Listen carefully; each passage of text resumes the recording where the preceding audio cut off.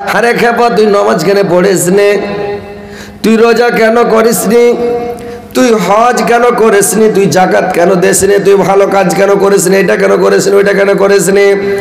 এই কথাটা যদি আল্লাহ বলে আরে খেপা তুই নামাজ কেন পড়িস নি, লোকটা 14টা খালি অজুহাত দিবে, আল্লাহ নামাজ পড়তে পারেনি পেটের ব্যথা, কেউ বলবে পায়ের ব্যথা, হাঁটুর ব্যথা, মাঞ্জার ব্যথা, পারিনি, বা আমার এরকম পড়া হয়নি, মানে ও তো অজুহাতের শেষ থাকবে না।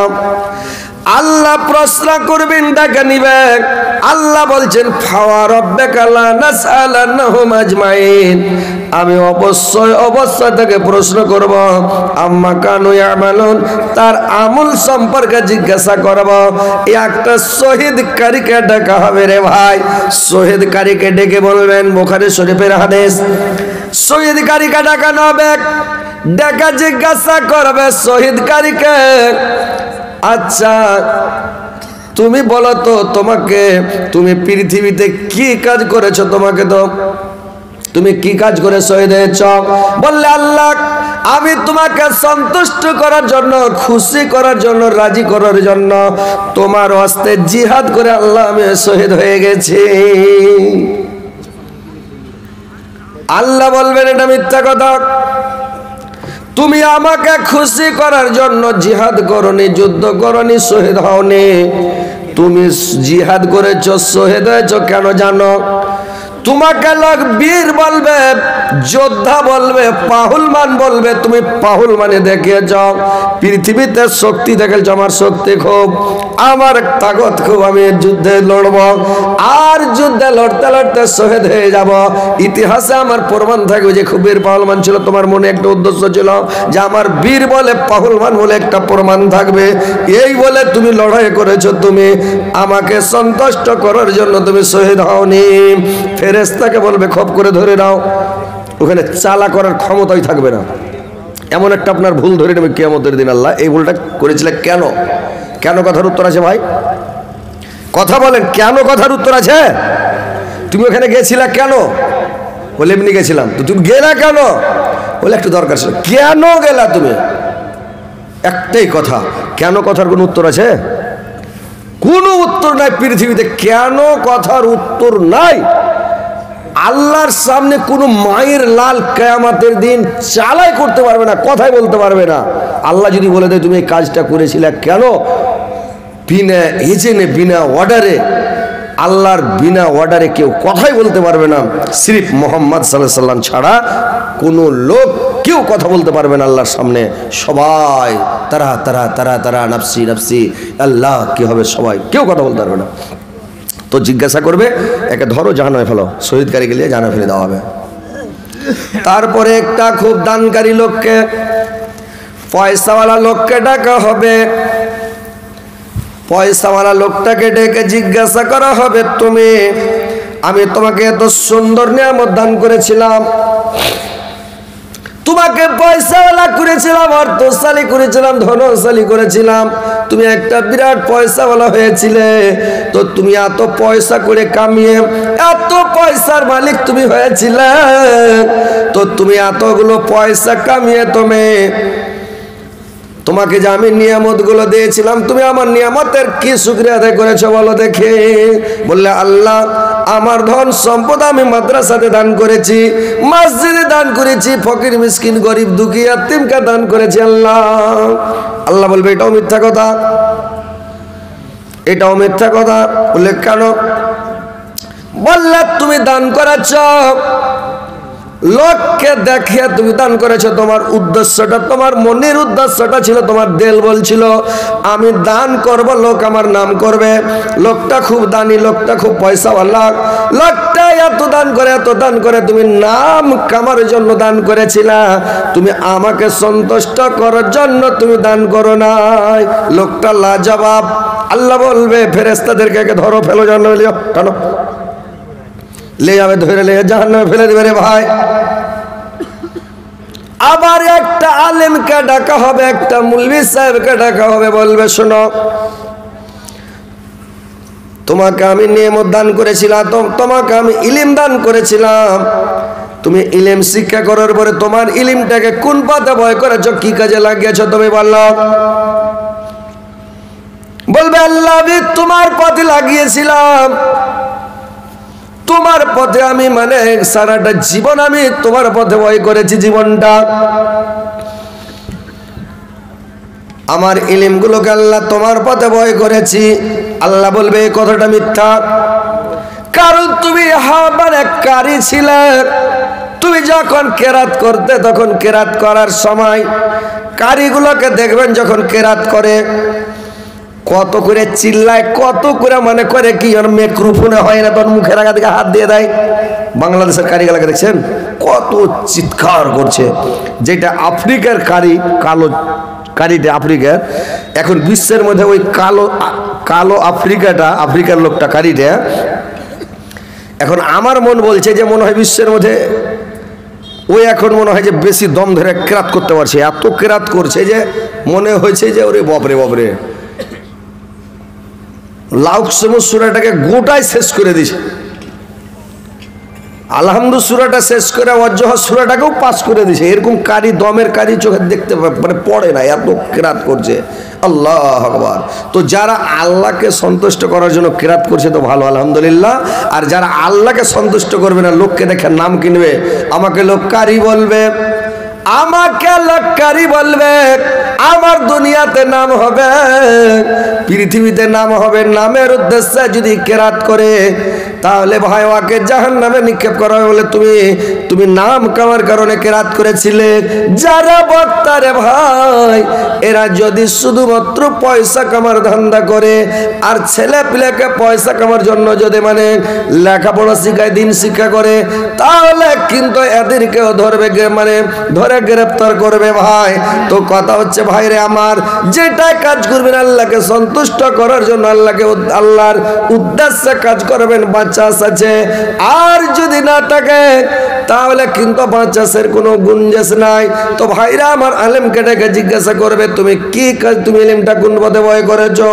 যখন আলিমেরা, যখন মুলবি সাহেবরা খুতবাতে চড়ে নাই জুমার দিন, খুতবাতে চড়ে নিলে তখন করে কি মানে এমন করে ও তখন পড়ে ওয়াকাজা রব্বুকা আল্লা তা'বুদু ইল্লা ইয়াহু বিল ওয়ালিদাইনি ইহসানা, তোমরা তোমার পিতামাতার সাথে সুব্যবহার করো, তোমরা আল্লাহকে সন্তুষ্ট করো, তারপরে তোমরা তোমার পিতামাতার সাথে সুব্যবহার করো।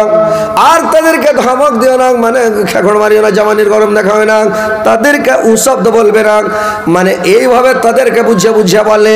কিন্তু যখন ও নেমে যায় জালসা থেকে, খুতবা থেকে নেমে যায়, বাড়ি চলে যায়, তখন কিন্তু নিজের মাকে ভাত দেয় না, বাপকে ভাত দেয় না রে ভাই, উল্টা কাজ করে। সেদিন কিয়ামতের দিন ফাঁসবে কিনা বলুন তো যখন যারা উল্টা কাজ করবে, হাদিসের উল্টা, ওই লোকগুলো সেদিন মানে পাকড়া হয়ে যাবে।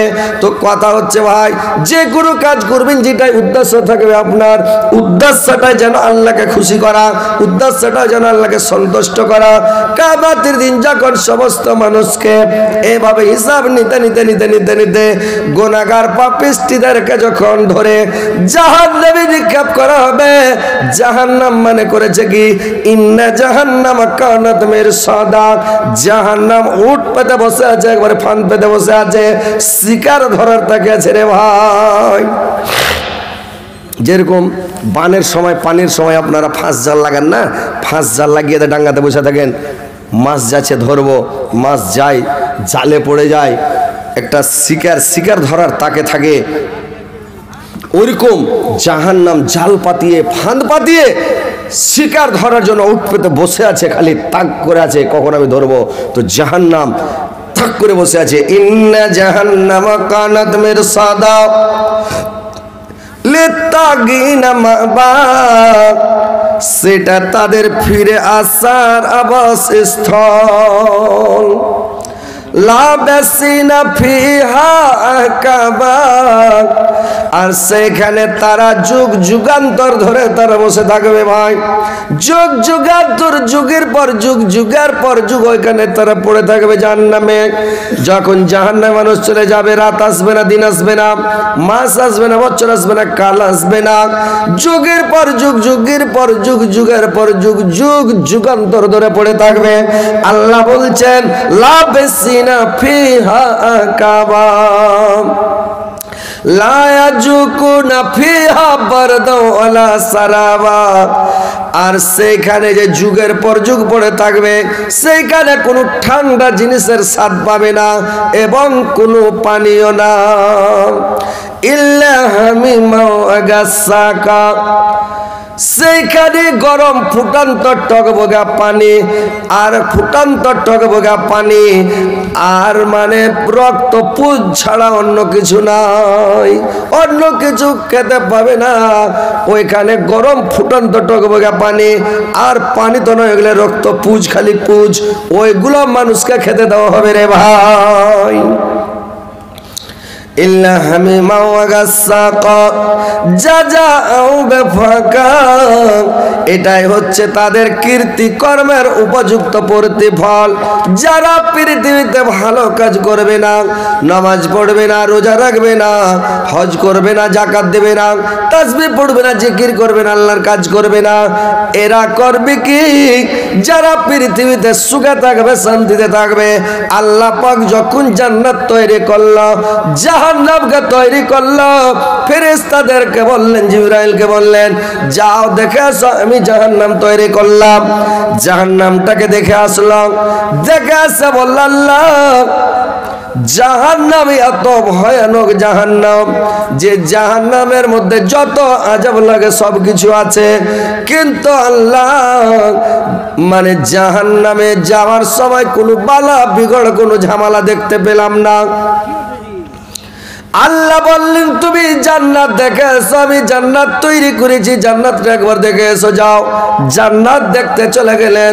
এবার জিবরাইল আলাইহিস সালাম জান্নাত দেখে এসে বললেন, আল্লাহ আমি জান্নাত দেখে আসলাম, এত সুন্দর জান্নাত, এত ভালো জান্নাত, পৃথিবীর সমস্ত মানুষ জান্নাতে যাবে, এত মौज মাস্তি, এত আরাম, কিন্তু আল্লাহ জান্নাতের মধ্যে, আল্লাহ জান্নাতের মধ্যে ঢোকার সময় এত বালা বিগড়, এত কাটা খোঁজে, এত ঝামেলা, এত লাফড়া যে কোনো মানুষ মনে হচ্ছে জান্নাতে প্রবেশ করতে পারবে না। আল্লাহ বললেন, রে ফেরেশতা আমার কথা শুনো, যারা 5 ওয়াক্ত নামাজ পড়বে, এই পুষ মাঘ মাসের ঠান্ডাতে কাল্লা ঠারে রাত্রিবেলা উঠবে, ফজরের টাইমে উঠবে, গরম বিছানা ত্যাগ করে দেবে, নিজের বিবিকে ছেড়ে দেবে, শার্ট খুলে, সুইটার খুলে, হাত উঠে কলের পানি চেপে ঠান্ডা পানিতে উজু করবে, আবার মসজিদে যাবে, আজান দিবে, নামাজ পড়বে। ওই মসজিদে যে যখন আজান দিবে, নামাজ পড়বে অত কষ্ট করে, ওই লোকটা যখন কিয়ামতের দিন জান্নাতে যাবে, ওর জন্য বালা বিগড় গুলো হটে যাবে, বালা বিগড় কিছু থাকবে না, আপনা আপনি সরে যাবে, জান্নাতে আপনা আপনি চলে যাবে। আর যে লোকটা নামাজ পড়বে না, রোজা রাখবে না, হজ করবে না, যাকাত দিবে না, তাসবিহ পড়বে না, জিকির করবে না, ওই লোকটা জান্নাতে যেতে পারবে না। ওর জন্য বালা বিঘড় এমন আছে, কাটা খোঁজ, ওকে যে ধরবে ও ঢুকতে পারবে না, জান্নাতে যেতে পারবে না, জান্নাতের দিকে মুখ করতে পারবে না। আর জাহান্নামে যখন যাবে, যেরকম এরা জাহান্নামে এদেরকে ধরে নিয়ে যেতে হবে না। পৃথিবীতে এরা আরাম করেছে, ফজরের নামাজ পড়ে নাই, ওযু করে নাই, ইশারের নামাজ পড়ে নাই, উজু করে নাই। পৃথিবীর মধ্যে নামাজের মধ্যে সবচাইতে ভারী নামাজ ইশারের আর ফজরের। আল্লাহর রাসূল বলেছেন, তোমরা মুনাফিকি লোককে দেখবে, যারা মুনাফিক ওরাকে দেখে চিনতে পারবে। মুনাফিক লোক ইশারের জামাত ধরতে পারবে না, যারা মুনাফিক ওরা ফজরের নামাজ জামাতে ধরতে পারবে না, জামাতে নামাজ পড়তে পারবে না, ওরাই হচ্ছে মুনাফিক। তাহলে দুইটা ওয়াক্তের নামাজ খুবই ভারী, ফজর আর ইশারের নামাজটা খুবই ভারী রে ভাই। তো এরা কিন্তু উঠে নামাজটা ধরতে পারবে না। তো যারা ফজরের টাইমে উঠে নামাজ পড়লো, ইশারের টাইমে নামাজ পড়ে শুয়েছে, ফজরের টাইমে আজান হলো, টাইম হলো, অ্যালার্ম ফিট করে রাখছে কখন উঠবো, ওর দিলটা মসজিদের দিকে টাঙ্গা আছে, ওই লোকটা উঠে গেল। আর উঠে যেয়ে যখন নামাজ পড়বে, তো লোকটা যখন নামাজ পড়বে রে ভাই, তো ওই লোকটা জান্নাতে যাবে, কোনো ঝামেলা নাই। আর যে লোকটা উঠবে না, শুয়ে থাকবে বেলা 8টা 9টার দিকে 10টার দিকে উঠবে, রোদ যখন গরম হবে তখন ল্যাপের মধ্যে থেকে বের হলো, নামাজ রোজা করলো না, ল্যাপের মধ্যে থেকে বের হলো, আর ল্যাপের মধ্যে থেকে বের হয়ে তখন কলগেট বারাস নিয়ে উঠলো, দাঁত কচলাতে লাগলো, আর দাঁত টাত কচলা মুখ টুকু ধুইয়া পেশাব পায়খানা করে এসে আসতে মাত্র টিফিন সাজাইছে, এসে চা নাস্তা করে নিল, খেয়ে নিল।